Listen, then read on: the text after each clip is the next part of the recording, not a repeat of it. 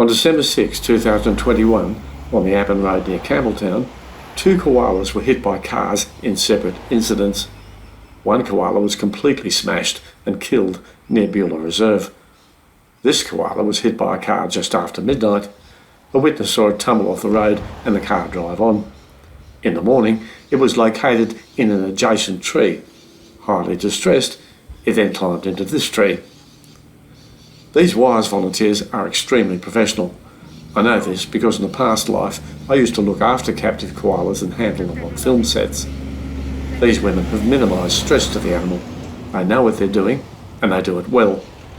A WIRES vet found the animal had a broken cheekbone, so it will survive this incident, unlike its mate. In 2015, New South Wales Planning Minister Rob Stokes declared that Sydney's urban sprawl is over, with the land release at nearby Mount Gilead, Wilton and Menangle Park. Planning Professor Peter Phibbs from the University of Sydney disagreed, stating the land release meant that there was instead urban sprawl plus. Both the Georges and Neopen rivers rise nearby this development. It's prime koala habitat with a link to the Blue Mountains. Koalas cross busy Appin Road, moving from tree to tree for fresh foliage or looking for a mate. Young koalas also need to find new home ranges. This is why under and overpasses linked with koala corridors are so important here. Yet there's no agreement on the building of these crossings. This first stage of development, 1,700 houses, is worth around $1 billion. They say they'll build the underpasses in 2 or 3 years, but by then the koalas may be dead. It's not just totally stupid, it's wicked. At the moment they're building stage 1, but with stages 2 and 3 there will be at least 57,000 new houses. It's a developer and stamp duty bonanza, yet they can't find a few dollars to save the koalas. Developers and the government posture about protection, but the reality is they're doing little for koalas. It's all about development and money. Sue Gay and her daughter, one of the WIRES volunteers, live nearby. They care for koalas and the district they live in. Here is what Sue has to say at a location just a few kilometres north, overlooking the Stage 1 Land Lease development at Mount Gilead. Menangle Creek starts at Naroomba Reserve where we were earlier and runs all the way through behind us, along here, past the coal seam gas compression plant, which is the Moomba to Sydney coal seam gas line, and then it goes into the Nepean River. So you can see how high we are up and how all the runoff from this development is going to go into Menangle Creek, which should be preserved for a koala corridor. It's already been fracked. If you turn around behind us and you look at the Mount Gilead Retirement Village, on this side, on the edge of Menangle Creek, they've built a golf course. It used to be flat land right through there.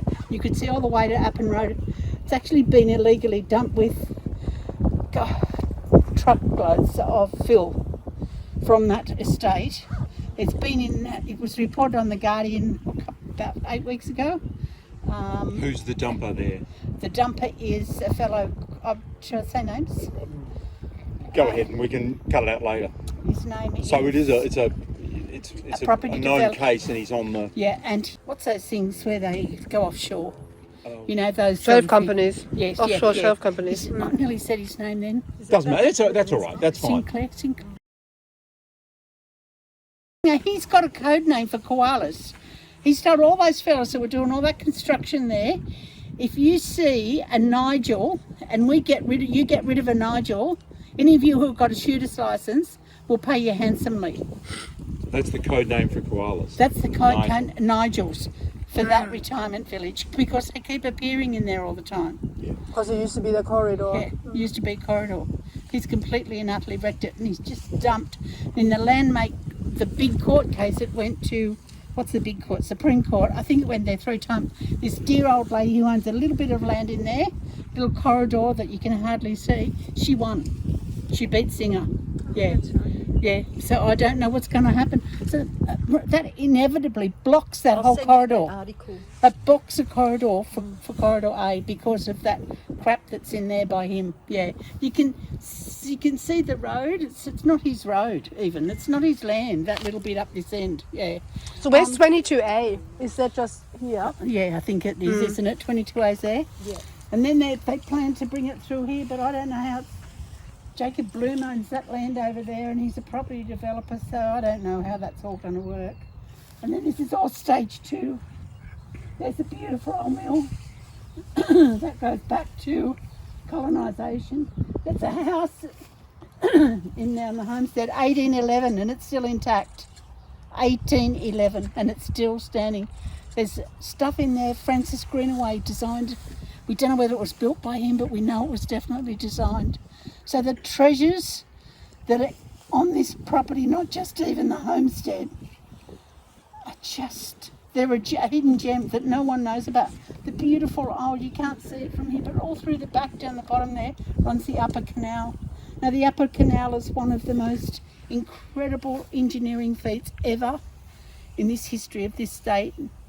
And it runs all the way from Appin through to Prospect Reservoir, and it's gravity fed the whole way, and it meanders, the biggest portion of it meanders through Mount Gilead, and it'll all be lost.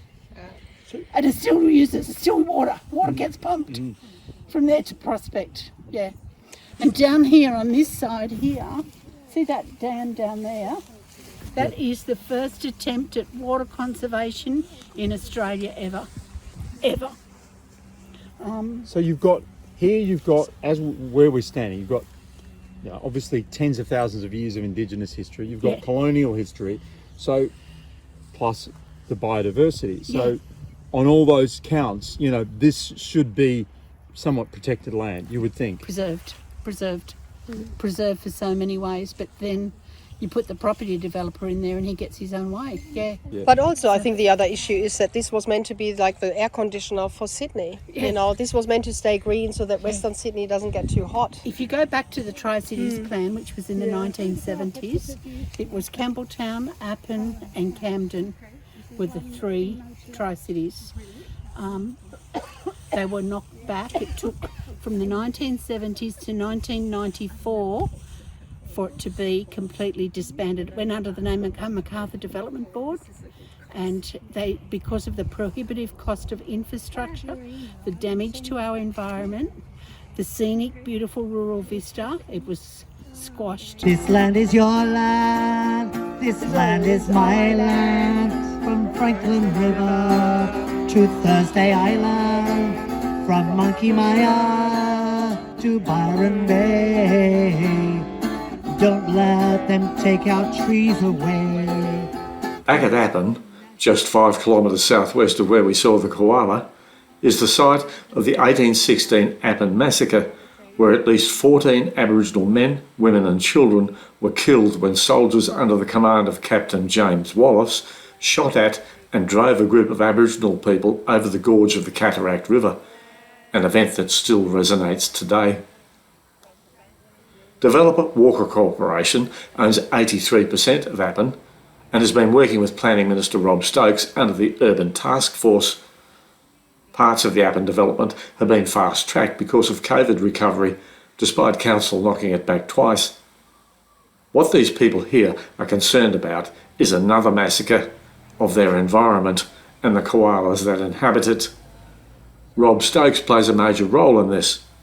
As a former Environment Minister, Stokes should be highly attuned to the plight of this colony of koalas. Rob, what are you going to do here? A Captain James Wallace? Or the right thing? To Byron Bay. Don't let them take our trees away.